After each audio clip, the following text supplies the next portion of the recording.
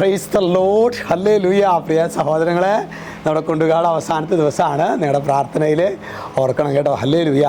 ഇന്ന് നമ്മൾ ധ്യാനിക്കുന്നത് റോമ 10:11.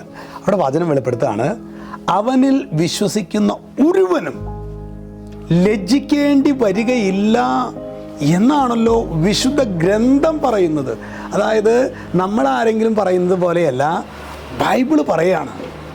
അതായത് യേശുക്രിസ്തുവിൽ വിശ്വസിക്കുന്ന ഒരുവനും ലജ്ജിക്കേണ്ടി വരികയില്ല.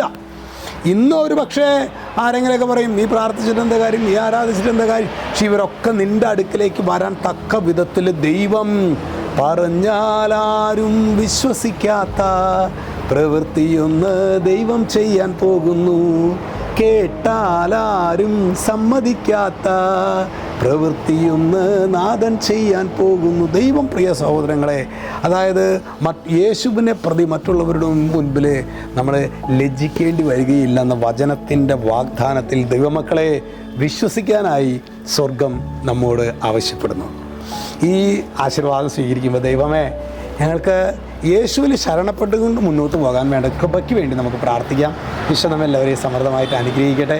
രക്ഷിതാവായ യേശുക്രിസ്തുവിൻ്റെ നാമത്തിൽ അനുഗ്രഹിക്കുന്നു, ഇപ്പോഴും എപ്പോഴും എന്നേക്കും. ആമേൻ.